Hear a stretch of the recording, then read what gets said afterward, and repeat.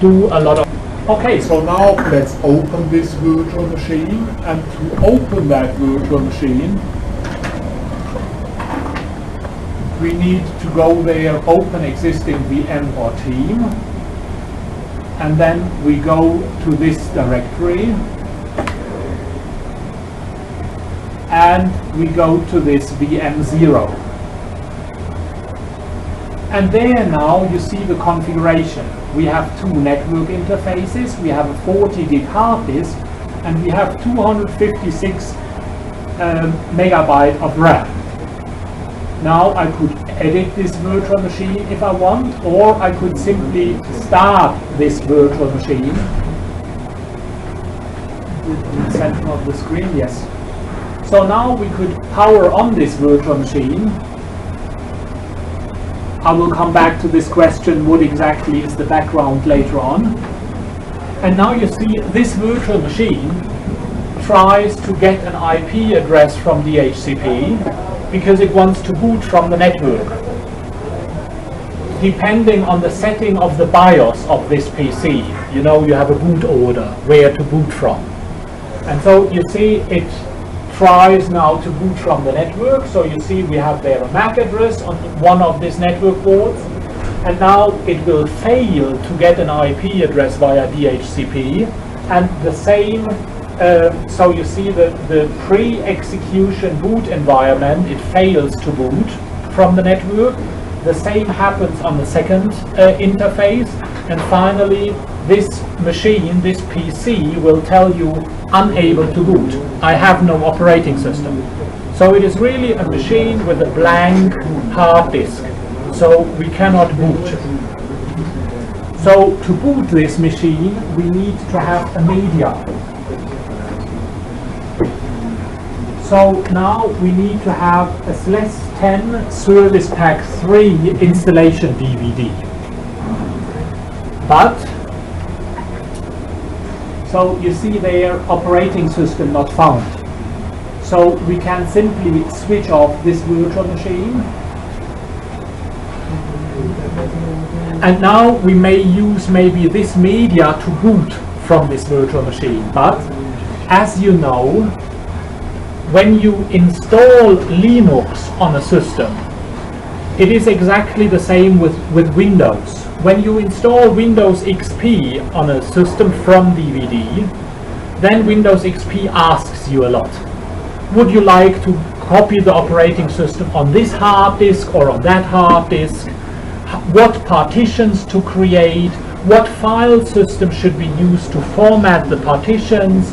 What components of the operating systems do you want to install? What should be the password of administrator? What should be the IP address? And so on. So a lot of questions. So installing Windows means you sit in front of the PC and you click this and that and that and that and that. Exactly the same you can do with Linux. Sit in front of the PC and click and configure everything.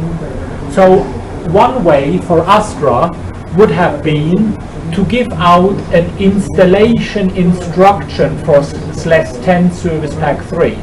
So you follow an instruction. When you are asked for hard disk, click the first one. When you are asked for how many partitions, click 4. When you are asked for the size of the partition, give this for the first, that for the second, and so on. When you are asked for the file system, give this file system for that partition, that file system for the next partition, and so on. When you are asked for the root password, give Ericsson, and so on. So that would be one way to give an installation instruction. But Ericsson went the other way.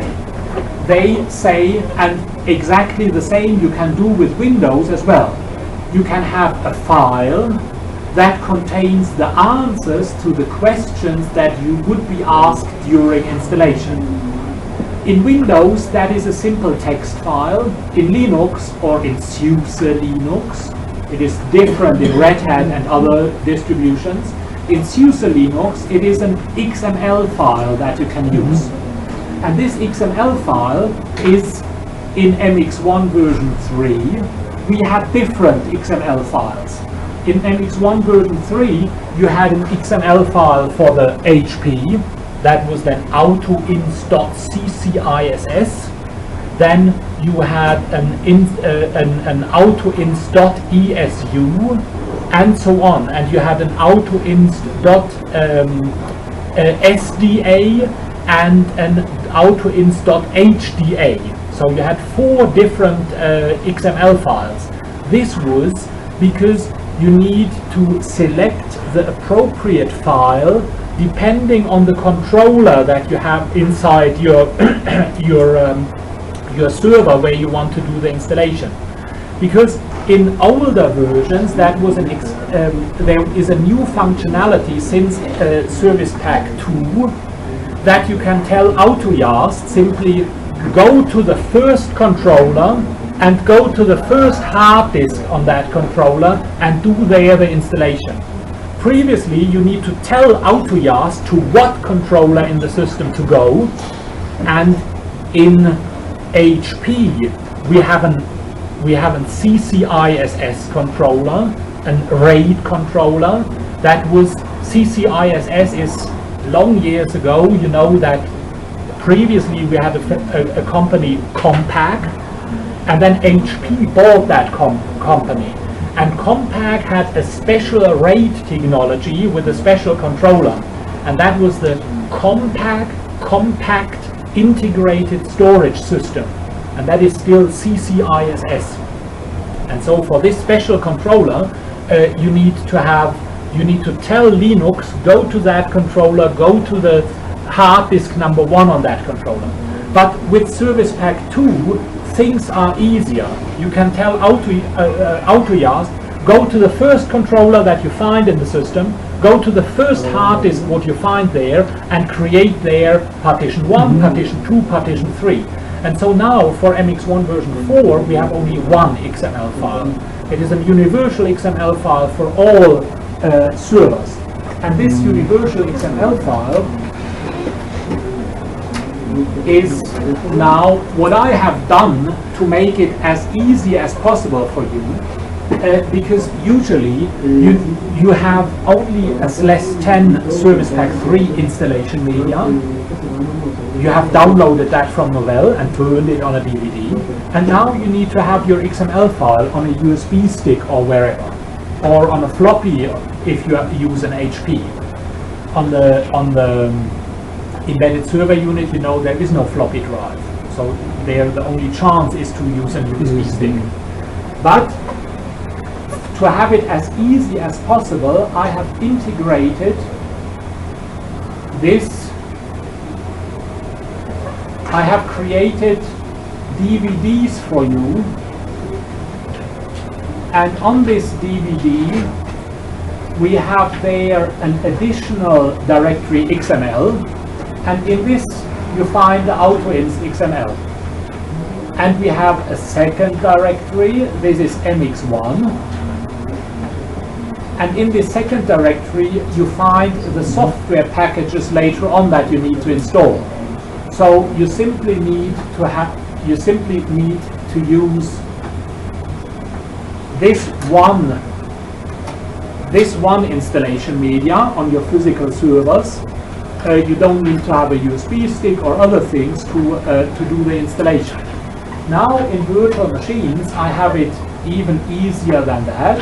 I don't need to install the floppy, because what I have there is I have there in data DVD. So this is an ISO image of that DVD what I have created. And now I can tell VMware simply do your virtual DVD drive, connect that to that ISO file.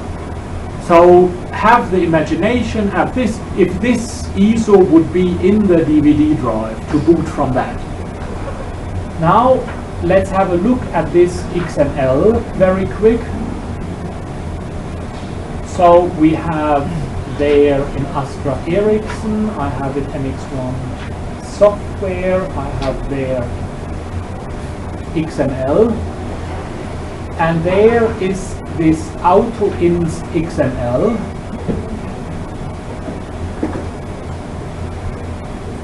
So you see this XML file gives all the questions to the answer, gives all the answers to the questions that the installation could ask. What services to start, that we start network service and NTP in run level 3 and run level 5. We have there the default user settings, when should the password expire, and so on. We have there some additional default settings. You see there we have the password Ericsson for the user root. We have there the configuration of the graphical interface. This is only configuration of the graphical interface. Configuration of the text interface is your choice during installation. You have there the time zone, you have there the keyboard mapping, and so on. You have the language there. Then you have a lot of packages that should be installed. So you see these are all the components in Linux that should be installed. And finally we have the partitioning there. So what partitions to create? So we create a partition that we mount on boot. It is a primary partition, the size is 300 meg.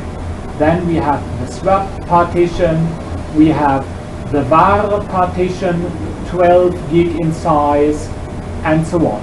So you see this XML file contains everything what the installation wants to know.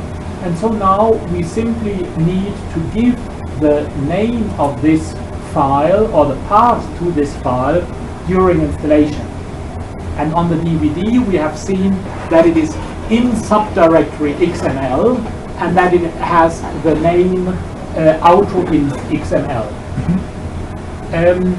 When this file was newly distributed, they gave the name autoinst media to show it is a new one. They had previously an autoinst XML that was with 4.0, and then after a while they made some changes in partitioning.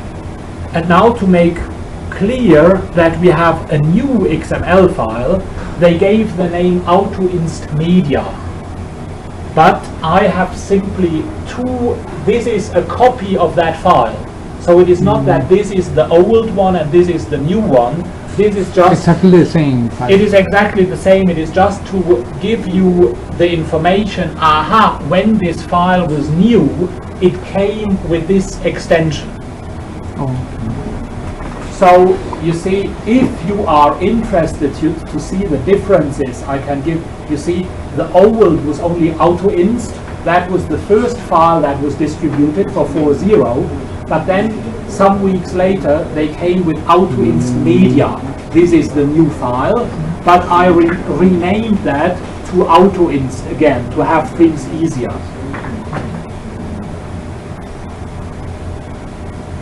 Okay, so now what we need to do is it's time for our break.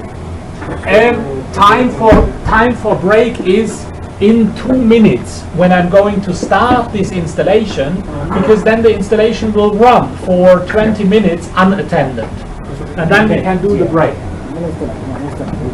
Okay, so now let's power on this virtual machine, but before we do that, let's go to associate this image. So you see there I can tell the system to use an ISO image and go there to D and use this DVD. I can use that one or that one, whatever I want, but to use that, what you have the physical, let's go there. So let's do OK.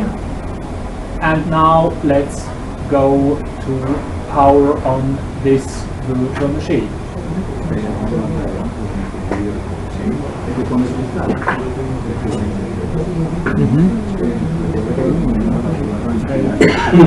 Okay, so now the first thing is that we need to go to installation.